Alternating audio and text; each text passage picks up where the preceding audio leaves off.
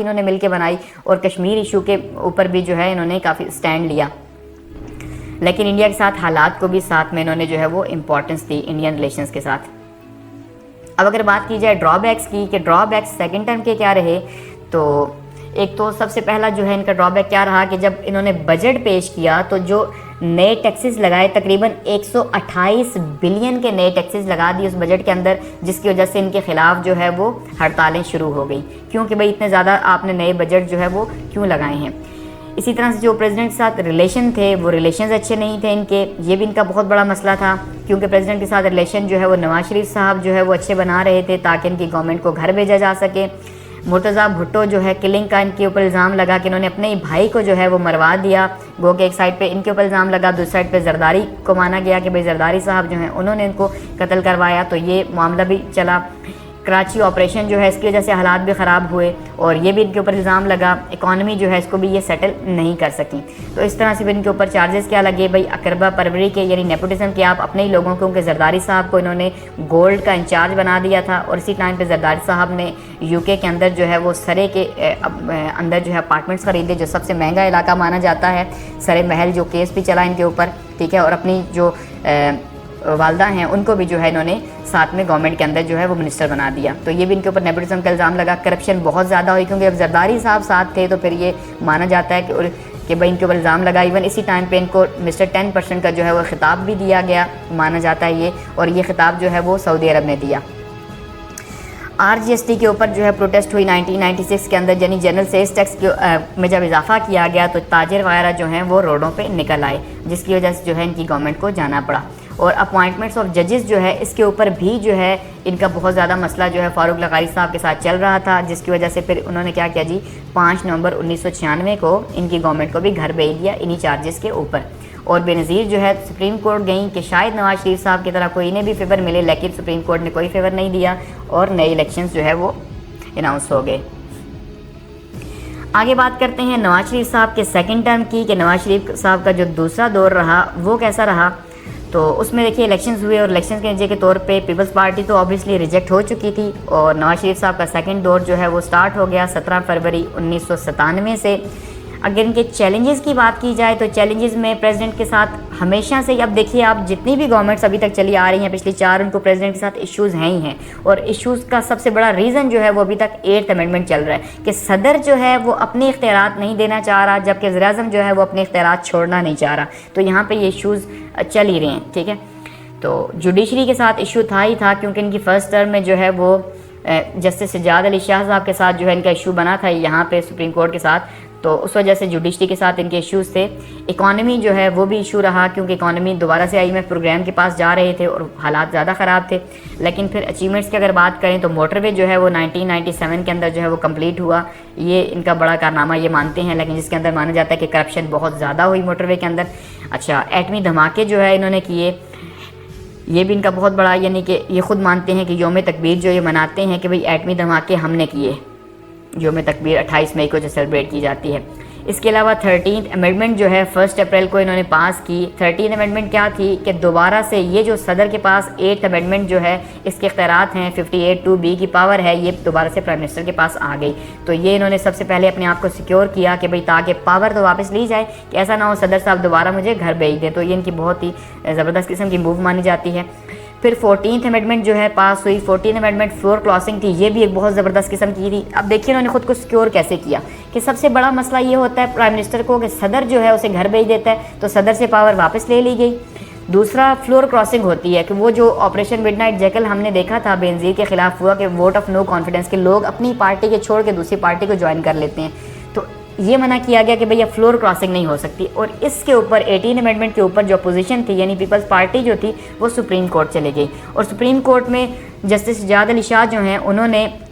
इसके खिलाफ यानी पीपल्स पार्टी को सपोर्ट किया, क्योंकि उनकी नवाज शरीफ के साथ पहले ही नहीं बन रही थी। तो नतीजे के तौर पे क्या हुआ कि फिर सुप्रीम कोर्ट के ऊपर हमला हो गया। नवाज शरीफ साहब के जो जितने भी वर्कर्स थे उन्होंने सुप्रीम कोर्ट के ऊपर हमला कर दिया, और फिर सुप्रीम कोर्ट के इवन जजेस जो हैं उन्होंने ही कह दिया कि जो जस्टिस सज्जाद अली शाह साहब इनके अपॉइंटमेंट जो है वो गैर कानूनी, और इस तरह अजमल मियाँ को जो है वो नया चीफ जस्टिस बनाया गया। तो ये भी बड़ी कंट्रोवर्सी इनकी रही। और मोहम्मद रफ़ी तारड़ साहब जो हैं इनको प्रेसिडेंट बना दिया, इन्होंने अपना प्रेसिडेंट बनाया कि भाई अब ये जो है उनके लिए ज़्यादा मुश्किलात क्रिएट ना करें।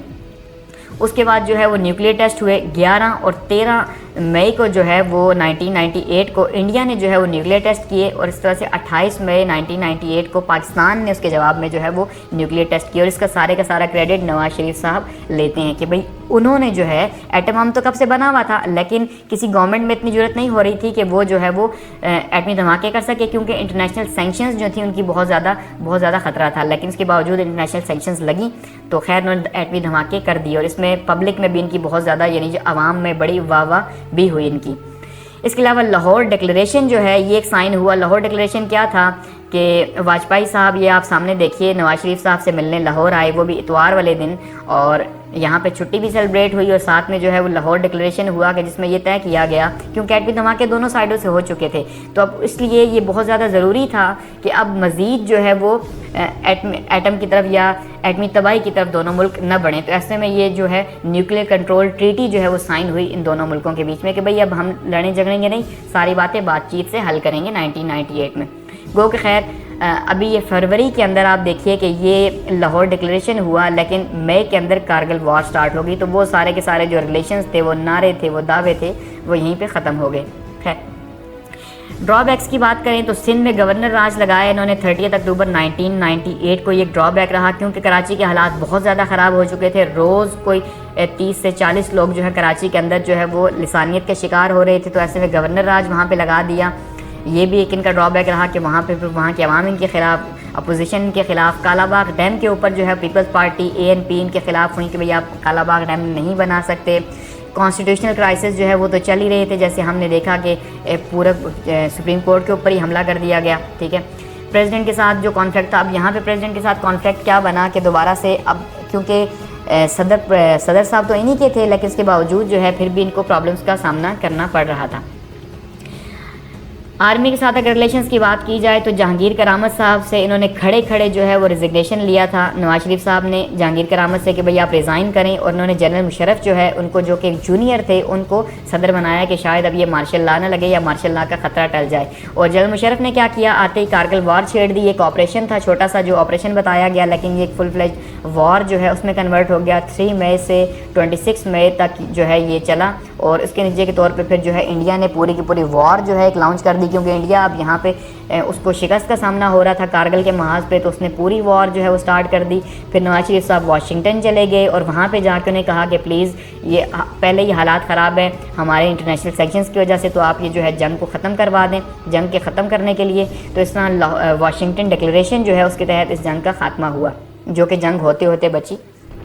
और इसी के ऊपर जो है इख्तलाफात भी पैदा हुए आर्मी चीफ यानी मुशर्रफ साहब के बीच में और साथ में नवाज शरीफ के बीच में। नवाज शरीफ का ये आज भी नवाज शरीफ साहब मानते हैं कि जो कारगिल का ऑपरेशन था, नवाज शरीफ ने, मुशर्रफ ने जो है इन्हें एतमाद में नहीं लिया और बिना बताए ये ऑपरेशन किया। मुशर्रफ साहब ये मानते हैं कि हम ये वॉर जीत चुके थे, कश्मीर आज़ाद करवा लेते, लेकिन नवाज शरीफ साहब ने वैसे ही जो है वाशिंगटन डिक्लेरेशन करवाया और हमारी बेइज्जती करवाई। खैर फिर क्या हुआ कि मार्शल लॉ जो है वो लग गया 12 अक्टूबर 1999 को, क्योंकि जब मुशर्रफ साहब को चेंज किया गया ज़ियाउद्दीन भट्ट साहब के साथ, और वो अभी श्रीलंका के दौरे पे थे। ठीक है, अभी उनके जहाज़ को यहाँ लैंड करने से रोक दिया गया, तो ऐसे में वो पहले से मुशर्रफ जानते थे कि ऐसा ही होगा, तो उन्होंने पहले से तैयारी की भी थी। और 111 ब्रिगेड जो है वो यहाँ पहुँची और उसने जो है वो सबको अरेस्ट कर लिया, और इस तरह से मार्शल लॉ के एक नए दौर का आगाज़ हुआ और नवाज शरीफ साहब को जेल भेज दिया गया। बात करते हैं जी जनरल मुशर्रफ के एरा की, जो 1999 से 2007 तक है, कि जनरल मुशर्रफ साहब जो है इनके दौर के अंदर जो है वो क्या क्या इम्पोर्टेंट जो है वो काम हुए।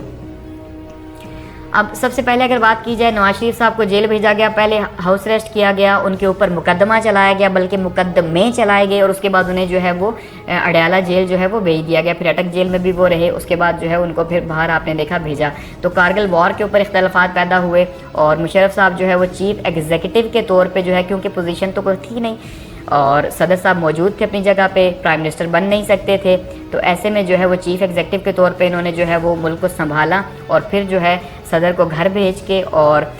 20 जून 2001 को जो है ये सदर भी बन गए। ठीक है, उसके बाद ये सदर बने। चैलेंजेस क्या थे? पॉलिटिकल चैलेंज था, क्योंकि सियासी लोग इनको मानने से इनकारी थे। कॉन्स्टिट्यूशनल चैलेंज था, क्योंकि 1973 का कॉन्स्टिट्यूशन एक बार फिर रुक चुका था। इकोनॉमिक जो है, इकॉनमी जो है वो नीचे जा रही थी, और साथ में फिर 9/11 का जो है एक चैलेंज पैदा हुआ कि जब अलकायदा ने जो है वो उसामा बिन लादेन की सरबराही में जो है वो क्या किया जी, पेंटागन के ऊपर और वर्ल्ड ट्रेड सेंटर के ऊपर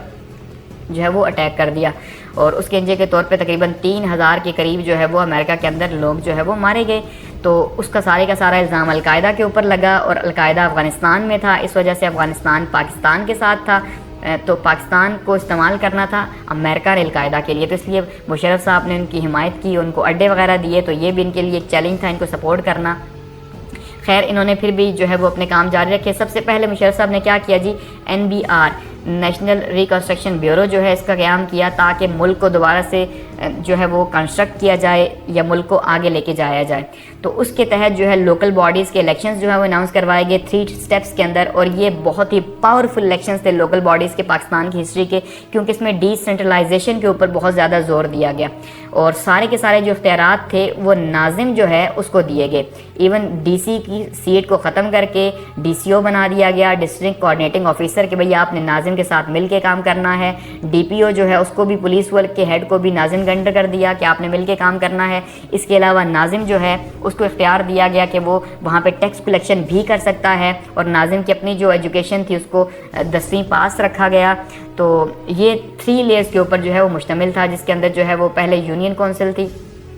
फिर तहसील कौंसिल थी और उसके बाद जो है वो ज़िला कौंसिल थी। तो ये 3 लेयर्स थी। जो यूनियन कौंसिल थी इसके इलेक्शंस होने थे डायरेक्ट इलेक्शंस, लेकिन जो तहसील कौंसिल थी या ज़िला कौंसिल थी, इन दोनों के इलेक्शंस होने थे इनडायरेक्ट, कि भाई अब जो यूनियन कौंसिल के लोग इलेक्ट हो चुके हैं अब उनके थ्रू जो है इनको इलेक्ट किया जाना था। तो ये पूरे का पूरा स्ट्रक्चर बनाया गया और बहुत ही शानदार किस्म का ये स्ट्रक्चर था, और 2005 में इसमें चेंजिंग की गई और दोबारा से 2005 का लोकल गवर्नमेंट एक्ट भी जो है वो लागू किया गया। लेकिन ऐसी गवर्नमेंट जो है जो हकीकत में जो है इतनी ज़्यादा एम्पावर थी, इससे पहले और इसके बाद पाकिस्तान में लोकल बॉडीज़ के अंदर देखने को नहीं मिली। रेफरेंडम करवाए मुशर्रफ साहब ने 30 अप्रैल 2002 को कि भाई मुझे सदर मानते हो कि नहीं, और ख़ुद से ही कहा कि भाई मैं सदर बन गया हूँ पाकिस्तान का, ठीक है, कि भाई मुझे बहुत ज़्यादा वोट पड़े हैं। LFO हुआ उसके बाद, यानी कि दोबारा से वही लीगल फ्रेमवर्क ऑर्डिनेंस जो है 21 अगस्त 2002 को जो है वो जारी किया गया, जिसके तहत अब इलेक्शंस करवाने थे, क्योंकि अब कॉन्स्टिट्यूशन तो था नहीं, तो किसी निज़ाम के तहत जो है वो इलेक्शंस तो होने। तो साथ में उन्होंने ये भी कहा कि जो जब से मार्शल लॉ लगा, यानी 1999 से लेकर 2002 तक के जितने भी इनके इकदाम हैं उनको किसी भी कोर्ट के अंदर चैलेंज नहीं किया जा सकता, और इसी के तहत जो है वो सदर को कौमी असम्बली के अंदर और वज़ीर जो गवर्नर्स हैं उनको सूबाई असम्बलियों के अंदर जो है वो जितने जो भी जीती पार्टीज़ थी उनको नॉमिनेट करना था। इस तरह पे 2002 के इलेक्शंस हुए और नतीजे के तौर पे जो काफ लीग है, यानी कि PMLQ जो है, जो कि असल में PMLN से ही निकल के बनी हुई थी, वो जीती और सबसे बड़ी पार्टी बन के सामने आई, और इस तरह से गवर्नमेंट उनके हाथ में गई। और इकनॉमिक पॉलिसी क्या रही, इंडस्ट्रियलाइजेशन बहुत ज़्यादा इनके दौर में हुई, इंडस्ट्रियलाइजेशन के ऊपर बहुत ज़्यादा जोर दिया गया। सबसे ज़्यादा ग्रोथ जो इंडस्ट्रीज़ के अंदर हुई वो अयूब खान साहब के ज़माने में हुई, ठीक है, और दूसरे नंबर पे जो सबसे ज़्यादा ग्रोथ हुई वो मुशर्रफ साहब के ज़माने में हुई, इंडस्ट्रीज़ के अंदर जो ग्रोथ हुई तो ये काफ़ी ज़्यादा हुई। इवन GDP जो है वो 6.8 पे जो है वो पाकिस्तान का पहुंचा, मुशर्रफ साहब के ज़माने में तो काफ़ी तेज़ ग्रोथ थी। प्राइवेटाइजेशन की पॉलिसी को इंट्रोड्यूस करवाया गया ताकि प्राइवेट सेक्टर आगे आ सके, बिल्कुल वैसे ही जैसे कि अयूब खान साहब ने करवाया था या नवाज शरीफ साहब इससे पहले करवा चुके थे। और 9/11 के ऊपर फॉरेन पॉलिसी जो है वो पाकिस्तान की चेंज हुई कि पाकिस्तान ने अमेरिका को सपोर्ट किया या अमेरिका की जंग को सपोर्ट किया, जिसके ऊपर ने बहुत ज़्यादा तनकीद का निशाना बनाया गया। आज भी जैसे इमरान खान साहब कहते हैं कि हमें अमेरिका की वॉर में शामिल नहीं होना चाहिए था, ठीक है। और उसके बाद शौकत अजीज़ साहब जो है वो जब पाकिस्तान के प्राइम मिनिस्टर बने, ठीक है, तो उसके बाद मुल्क जो है वो काफ़ी तेज़ से उसने भी ग्रोथ की, क्योंकि शौकत अजीज़ साहब एक बैंकर थे तो उन्होंने अपना एक्सपीरियंस जो है वो यूज़ किया। इसके अलावा इन्होंने नैब जो है नेशनल अकाउंटेबिलिटी ब्यूरो 1999 के अंदर अपने एज़ यूजुअल जो है वो अपोनेंट्स जो हैं उनसे बदला लेने के लिए या उनकी अकाउंटेबिलिटी के लिए नैब को बनाया, जो आज भी मौजूद है, जिसके ऊपर अब तनकीद होती है बहुत ज़्यादा।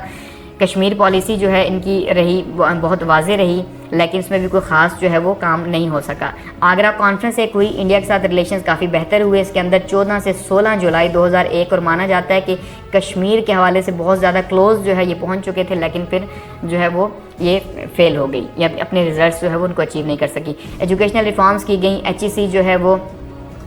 उसको इंट्रोड्यूस करवाया गया। हायर एजुकेशन कमीशन जो है ये इनका कारनामा माना जाता है। जो हमारी डिग्रीज जो इंटरनेशनल रिकग्नाइज होती हैं वो HEC की वजह से होती हैं, तो ये मुशर्रफ साहब के दौर में हुआ। वुमेन एम्पावरमेंट के ऊपर 33% सीट्स जो हैं वुमेंस को दी गई, ये भी एक इनका कारनामा रहा। इनलाइटमेंट जो है माना जाता है कि इन्होंने रोशन ख़याली जो है उसको प्रमोट किया या फिर लिबरलिज़म को जो है वो प्रमोट किया। इसके ऊपर इनके ऊपर तनकीद भी काफ़ी ज़्यादा होती है कि भाई आपने जो है मुआशरे को मादर पिदर आज़ाद कर दिया। तो ये, और कुछ लोग जो लिबरल्स हैं वो मानते हैं कि उन्होंने बहुत अच्छा स्टैंड लिया कि सोसाइटी को जो है वो आज़ाद किया। नादरा जो है इसी तरह से इन्होंने इंट्रोड्यूस करवाया। तो काफ़ी ज़्यादा यानी कि अच्छे काम मुशर्रफ साहब के ज़माने में होते रहे। कंट्रोवर्सीज़ का भी शिकार रहे मुशर्रफ साहब, जो आज भी जिनका सामना इन्हें करना पड़ता है। उसमें सबसे पहले क्या है जी, वॉर एंड टेरर के ऊपर जो 9/11 के बाद इन्होंने अमेरिका का साथ दिया, उसके ऊपर ने तनकीद का निशाना बनाया जाता है कि आपको साथ नहीं देना था। 2002 के इलेक्शंस जो है धांधली ज़्यादा थे, इन्होंने काफ लीग बनाई अपनी फ़ायदे के लिए। इसी तरह से लाल मस्जिद का ऑपरेशन जो है वो किया गया, तो इसके ऊपर भी बहुत ज़्यादा इनको तनकीद का निशाना बनाया जाता है कि इस्लामाबाद के अंदर लाल मस्जिद का जो ऑपरेशन है आपने जुल्म किया। PCO के तहत जो इन्होंने जजेस को फारिग किया और नए जजेस से जो हलफ लिया, ये माना जाता है कि इन्होंने जो है ना, कि इनकी कंट्रोवर्सी है कि इन्होंने जजेस को मजबूर किया। अच्छा जी, मॉडरेट पॉलिसीज़ जो हैं यानी रोशन ख़याली की वजह से इनको तनकीद का निशाना बनाया जाता है कि बेहयाई का कल्चर इन्होंने आम किया। 17th अमेंडमेंट जो है इन्होंने पास की, यानी कि दोबारा से वो जो 58(2)B जो था दोबारा से उसको जो है ना 58(2)B की जो पावर्स थी वो सारी की सारी दोबारा से इन्होंने 17th अमेंडमेंट के तहत अपने पास ले ली, यानी सदर के पास असम्बली तोड़ने का इख्तियार वापस चला गया, जो फिर बाद में जरदारी साहब के दौर में जो है वो 18th अमेंडमेंट के तहत वापस गया। फिर इनकी गवर्नमेंट जो है वो, अगर उनकी एंड की बात की जाए तो एक सेकंड इनकी जो गवर्नमेंट की टर्म थी वो 2007 में ख़त्म हुई और उसके बाद नए इलेक्शंस अनाउंस हुए। और इसी दौरान बेनज़ीर भुट्टो साहिबा जब मुल्क वापस आई तो उनकी इलेक्शन कैंपेन के दौरान उनको शहीद कर दिया गया पिंडी के अंदर, और उसका भी इल्ज़ाम इन्हीं के सर गया कि इन्होंने जो है वो कत्ल करवाया। 2008 के इलेक्शंस हुए और PPP की गवर्नमेंट बनी, तो उसके बाद जो है फिर हमने देखा कि इनका मुआवजा हुआ और ये चले गए। आगे बढ़ते हैं और बात करते हैं आसिफ अली जरदारी साहब के पीरियड की। 2008 से 2013 तक का जो इनका दौर रहा आसिफ अली जरदारी साहब का, ठीक है। अब असल में तो PPP का दौर रहा, लेकिन क्योंकि जरदारी साहब सदर थे तो इसलिए जरदारी साहब का ही दौर रहा, और इन्होंने ही जो है माना जाता है कि भाई काफ़ी ज़्यादा जो है वो लूट मार की। खैर, अपनी अपनी राय है। अब यूसुफ रज़ा गिलानी जो है वो एज ए प्राइम मिनिस्टर जो है वो सामने आए, उनको प्राइम मिनिस्टर इलेक्ट किया गया, और प्राइम मिनिस्टर जो है वो किसने इलेक्ट किया, PPP प्लस PMLN, यानी कि PMLN और PP की जो गवर्नमेंट है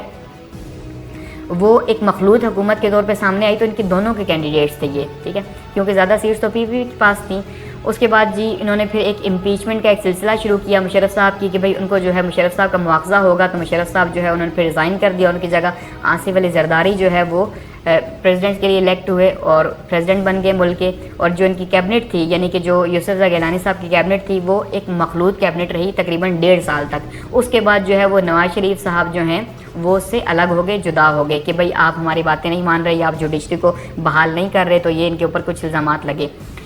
इन्होंने क्या किया जी, प्रोविंशियल ऑटोनॉमी जो है उसमें काम किया, ख़ास करके 18th अमेंडमेंट जो है आज भी पीपल्स पार्टी बहुत ज़्यादा मानती है कि अगर जरदारी साहब चाहते तो ये 18th अमेंडमेंट पास ना होती, लेकिन उन्होंने ऐसा किया कि जो 1973 का कॉन्स्टिट्यूशन है जो पीपल्स पार्टी ने ही बनाया था, जो इस तरह लेती है, तो उन्होंने उसको उसकी असली शक्ल में बहाल कर दिया। अच्छा, वाटर मैनेजमेंट के ऊपर, डैम्स के ऊपर उन्होंने काफ़ी ज़्यादा काम किया, लेकिन हुआ कुछ भी नहीं, गो कि इनकी प्रायोरिटीज़ में शामिल ज़रूर रहा। सिविल मिलिट्री रिलेशनशिप काफ़ी बेहतर रहे इनके दौर के अंदर, क्योंकि ये आपको पता है कि माना जाता है कि अफ़हाम व तफ़हीम से मामलात को लेके आगे चलते हैं। क्राइसिस का सामना करना पड़ा कौन कौन से, उसमें एक तो कुल्लियन जो है नवाज शरीफ साहब जो है वो 1.5 साल बाद ही जब दूर हुए इनसे, जब यानी PMLN जो है दूर हो गई, तो उसके बाद उसने मूवमेंट स्टार्ट कर दी, हुकूमत के ख़िलाफ़ बोलना स्टार्ट कर दिया, ये काफ़ी ज़्यादा प्रॉब्लम हुआ। एनर्जी क्राइसिस बहुत ज़्यादा थे, 6 से 8 घंटे इवन 10 घंटे जो है वो लोड शेडिंग डेली की बुनियादों पर हो रही थी, तो ये बहुत ज़्यादा इस एनर्जी क्राइसिस ने इनकी गवर्नमेंट को नुकसान पहुँचाया। अच्छा, लॉन्ग मार्च हुआ, लॉन्ग मार्च नवाज शरीफ साहब ने किया वकीलों के साथ मिल के। इफ्तिखार चौधरी जो थे उनको बहाल करने के लिए एक की धमकी दी गई और एक लॉन्ग मार्च हुआ, ठीक है। और इसी तरह से जुडिशरी को फिर रिस्टोर किया गया इनके दौर में, ये खुद क्रेडिट लेते हैं, जबकि नवाज शरीफ साहब कहते हैं उनके लॉन्ग मार्च की वजह से हुआ। रेंटल पावर के ऊपर जो है इनको काफ़ी ज़्यादा तनकीद का निशाना बनाया गया कि उसके ऊपर उन्होंने बहुत ज़्यादा करप्शन की और पैसा खाया। तो करप्शन के ऊपर तो खैर आप जानते ही हैं कि नवाज जरदारी साहब जो हैं वो हमेशा से ही जो है उनको इल्ज़ामात की जद में ही वो रहते हैं करप्शन की वजह से, क्योंकि उनको जो है टाइटल दिया गया था मिस्टर 10% का। आगे बात करते हैं जी नवाज शरीफ साहब के थर्ड टर्म की, 2013 से 2018 की, कि नवाज शरीफ साहब जो हैं वो उन्होंने जो है वो थर्ड टर्म में आए तो क्या क्या किया। तो 2013 के जनरल इलेक्शंस हुए, उसमें पीपल्स पार्टी और PMLN और PTI जो है, तीन बड़ी पार्टीज़ जो हैं वो सामने आई और तीनों ही जो है कहीं ना कहीं अपनी सीट जो है वो सिक्योर करने में कामयाब रही। PMLQ जो है उसकी जो गवर्नमेंट बनी, PMLN की सॉरी, तो ये गवर्नमेंट बनी जो है वो सेंटर के अंदर और पंजाब के अंदर यानी नवाज शरीफ साहब की गवर्नमेंट बनी, सिंध के अंदर पीपल्स पार्टी की गवर्नमेंट बनी और खैबर पख्तूनख्वा में जो है वो इमरान खान साहब की या PTI की गवर्नमेंट बनी। तो काफ़ी ज़्यादा मुश्किल रहा इनके लिए क्योंकि इनको एब्सोल्यूट मेजॉरिटी नहीं मिली। फिर भी PTI ने क्या किया जी, इलेक्शन रिगिंग के ऊपर पूरी की पूरी कंपेन स्टार्ट कर दी इलेक्शंस के फ़ौरन बाद ही कि भाई धांधली हुई है, और उन्होंने कहा 4 हल्के खोल दो। नवाज शरीफ साहब ने 4 हल्के नहीं खोले, नतीजे के तौर पे लॉन्ग मार्च हुआ और फिर ये पूरा का पूरा एक जो है प्रोटेस्ट बिल्ड हुई जो तकरीबन 3 साल तक चलती रही इनके दौर में। ऑपरेशन ज़रब-ए-अज़्ब जो है स्टार्ट हुआ इनके दौर में, यानी कि जो एजेंसीज़ हैं यहाँ पे और अफगानिस्तान के बॉर्डर के ऊपर जितने भी तालिबान थे उनके ख़िलाफ़ जो है ये ऑपरेशन स्टार्ट किया गया आर्मी की तरफ से।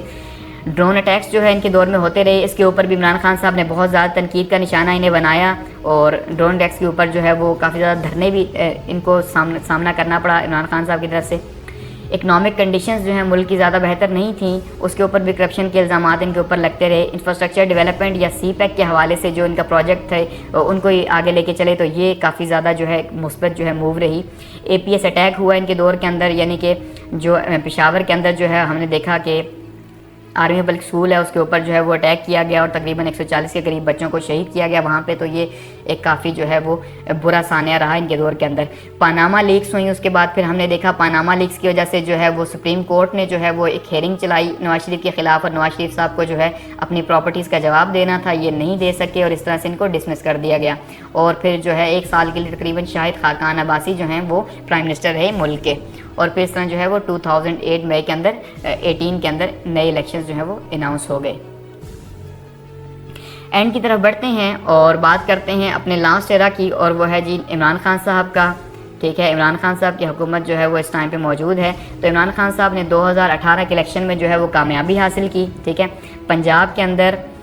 पंजाब में, खैबर पख्तूनख्वा के अंदर और सेंटर के अंदर जो है इनकी गवर्नमेंट बनी, और बलूचिस्तान के अंदर भी जो है फिर इन्होंने अपनी गवर्नमेंट बनाई भी है। और आप देखें सिर्फ सिंध जो है उसके अंदर जो है पीपल्स पार्टी की गवर्नमेंट मौजूद है। ठीक है, और बाकी जो PMLN है नवाज शरीफ साहब की पार्टी, वो इस टाइम पे अपोजिशन के अंदर है पंजाब में और सेंटर के अंदर। ठीक है, पीपल्स पार्टी के साथ।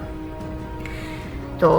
अगर बात करें इनके रिफॉर्म्स एजेंडा की, जैसे हर गवर्नमेंट आती है रिफॉर्म्स लेके आती है, तो इमरान खान साहब भी बड़े बड़े नारों के साथ आए कि रिफॉर्म्स जो है वो करेंगे और सबसे इम्पॉर्टेंट चीज़ करप्शन जो है उसका खात्मा किया जाएगा, और जिन लोगों ने मुल्क को लूटा है, ठीक है, सबसे इम्पॉर्टेंट का जो स्लोगन था कि मुल्क को लूटा है उनसे पैसा वापस लिया जाएगा, उनका एहतसाब किया जाएगा, जिसके ऊपर आप देखिए इस टाइम पे इन्हें बहुत ज़्यादा तनकीद का निशाना भी जो है वो बनाया जा रहा है। ठीक है, तो उसमें नैब के रोल को जो है वो बहुत ज़्यादा अभी क्रिटिसाइज़ किया जा रहा है कि भाई नैब जो है हालांकि बनाया पीपल्स पार्टी और नून लीग ने मिलकर है, लेकिन इसके बावजूद नवाज शरीफ साहब इमरान खान के ऊपर इल्ज़ाम लगता है कि भाई उन्होंने जो है वो नैब को एक्टिव कर दिया अपोजिशन को पकड़ने के लिए। तो इसी तरह से अगर बात की जाए इनकी पॉलिसीज़ जो कंटिन्यू हैं, अभी इन्वायरमेंट के ऊपर इनकी पॉलिसीज़ हैं, इन्वायरमेंट के ऊपर दुनिया ने इन्हें माना कि भाई आपने जो है वाकई में एक अच्छा काम किया। इसके अलावा कोरोना अभी जो गुजरा आपने देखा, उसके ऊपर जो है वो दुनिया ने रिकगनाइज़ किया इमरान खान साहब को कि आपकी पॉलिसी जो कोरोना के ऊपर थी, जो स्टैंड था वो बहुत अच्छा था, स्मार्ट लॉकडाउन का। अच्छा, इसके अलावा अगर हम बात करें लोन स्कीम की, तो लोन स्कीम इन्होंने अभी इंट्रोड्यूस करवाई जी यूथ के लिए, ताकि आप कर्ज़ लें और अपना बिज़नेस कर सकें। FATF की शराइत जो हैं उसको माना जा रहा है, उसके लिए जो है काफ़ी ज़्यादा मुश्किलात का सामना इन्हें करना पड़ रहा है, और ग्रे लिस्ट से पाकिस्तान को निकाला जा रहा है, तो इसलिए बड़ी एफर्ट करनी पड़ रही है इनको। और ख़ास करके अपोजिशन की तरफ से अभी आपने देखा, पहले भी मौलाना फजल रहमान साहब ने जो है वो एक लॉन्ग मार्च किया मौलाना साहब ने, तो इस टाइम पे दोबारा से इन्हें धमकी है कि भाई इस टाइम पे जो है ये पीपल्स पार्टी, PMLN और सारी की सारी पार्टीज़ जो हैं वो